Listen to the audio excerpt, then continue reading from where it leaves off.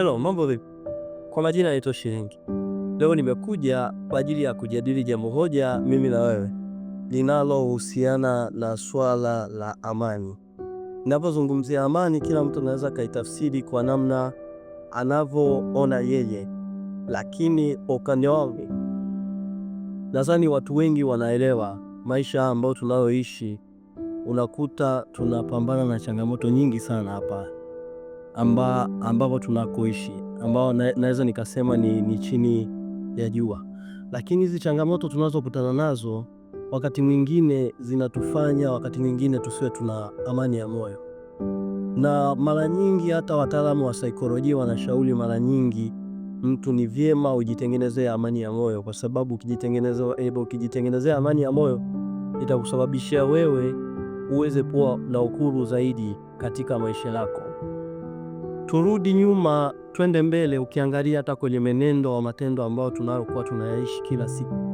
Matendo tunayoishi kila siku wakati mwingine yanasadifu tabia nyingine ziweze kujitokeza. Kwa mfano, tuseme kwamba umemtendea jirani yako au ndugu yako ubaya. Ule ubaya unakaa moyoni. Tusidanganyane kwamba ukimtendea mwenzako ubaya labda huo ubaya utaishia tu kwa ubaya, huo kinabaki moyoni kwamba ni kitu tayari ambacho umeshaanza kufanya. Ni kweli kwa wakati huo unaweza kusema kwamba utakuwa na faida kwenye moyo wako, lakini amani ya moyo, tukizungumza tu kwenye uhalisia, unakuwa hauna amani ya moyo. Na ndo hili jambo ambalo limenifanya leo hii niweze kusimama hapa ili tuweze kujadili kuhusiana na amani ya moyo. Kwenye maisha ambayo tunayoishi, jitahidi sana kama mwanadamu uweze kutengeneza amani ya moyo kwa ajili ya faida yako mwenyewe, faida ya watoto wako na kizazi chako kwa ujumla, kwa sababu unapojitengeneza amani ya moyo unaufanya mwili wako uweze kufikiria vitu vingi zaidi na kuwa na uhuru zaidi, na hilo jambo linaweza likawa ni faida kubwa sana, hata namna ya kusuluhisha migogoro mbalimbali inayokuwa imetokea ndani ya nyumba, inayokuwa imetokeza kwenye jamii. Hauwezi ukaenda kutatua changamoto ya mtu ikiwa na wewe mwenyewe ndani kwako kuna shida nyingi. Ni kweli sisi wanadamu tumezaliwa tuna changamoto, siwezi nikalikataa hilo. Ni kweli tuna changamoto, lakini changamoto zetu sisi binadamu zinatofautiana. Na zinatofautiana vipi? Inategemea na jinsi unavyoweza kuyatatua hayo matatizo. Na ukisha kuwa na amani ya moyo itakufanya wewe hata ndani ya nyumba uweze kukubalika. Na unakubalika vipi unapokuwa na amani ya moyo? Ni kwamba kile utakachokuwa unakifanya hautakuwa na majuto nacho, utakuwa unakifanya kwa uhuru, na ukiwa unaamini kabisa hichi unachokifanya kiko kwenye haki, na hiyo itapelekea pia hata wewe mwenyewe usiwe na majuto ya aina yoyote. Ninapozungumzia majuto, wakati mwingine binadamu unaweza kufanya jambo, dhamira yako ikawa inakusuta kwamba kwa nini nimefanya hichi kitu, kwa nini nimefanya hichi, lakini sasa dhamira inakusuta kwa sababu lile jambo lilolifanya ni baya. Hauwezi ukawa na amani ya moyo. Kwa maana hiyo, kitu gani ambacho mara nyingi tunakuwa tunashauriwa mara nyingi tuweze kutengeneza amani ya moyo kwa ajili ya faida yetu sisi wenyewe, faida ya kizazi chetu, na hata jamii inayokuzunguka. Wanapima uadilifu wako kulingana na jinsi unavyoishi nao. Unapokuwa na amani ya moyo itasababisha akili yako iweze kuwa comfortable, akili yako inakuwa imetulia, na jinsi ya kufanya mambo yako utafanya kwa kuwa tayari una amani ya moyo. Kwa kila kitu utakachokuwa unakifanya utakuwa umekipangilia ukifanya. Twende mbele, ukiangalia kwenye muundo wa maisha tunayoishi, mara nyingi unaweza kukuta watu wanakusema kwamba bwana fulani bwana na majivuno. Lakini kwa nini watakusema una majivuno? Kwa sababu wataona vitu vyako vinaenda. Na kwa nini vitu vyako vinaenda? Ulishaweka utaratibu wako wewe mwenyewe ambao umefanya hivyo vitu vile vinaenda. Na wakati mwingine wewe mwenyewe unakuwa na ile hali ya kujishauri wewe mwenyewe kabla hata hujashaurika. Hapo niende mbele zaidi, kuna swala nimezungumzia hapo la kushauri au kushauriwa.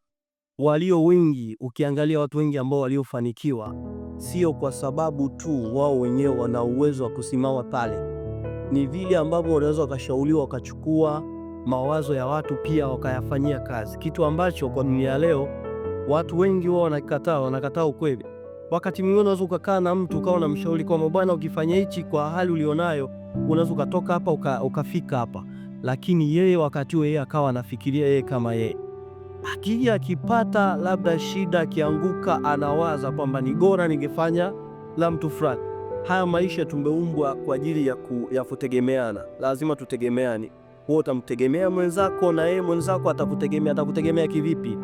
Sisi wanadamu hakuna aliyezaliwa kwa ajili ya kuishi peke yake, na changamoto tunazokutana nazo sisi kama binadamu ni sehemu ya maisha yetu.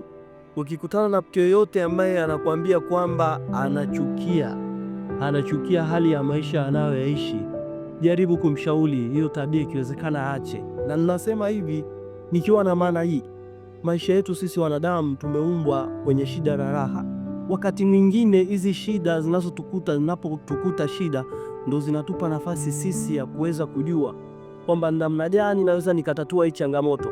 Na sisi binadamu automatically akili zetu zishaumbwa kwa ajili ya kutafuta solution, kutafuta njia.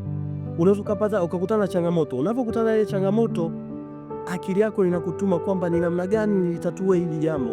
That's why ukiangalia kwa mfano kama umekopeshwa deni. Umekopeshwa deni alafu wakati wa marejesho hiyo fedha haujaipata, lazima akili iweze kufikiria kwamba ninafanyaje niweze kumlipa mdeni wangu. Na kile kitendo cha kuchukua haya maamuzi, huo ndio tunaoita ni utashi. Ni utashi ambao sisi binadamu tumeumbwa nao.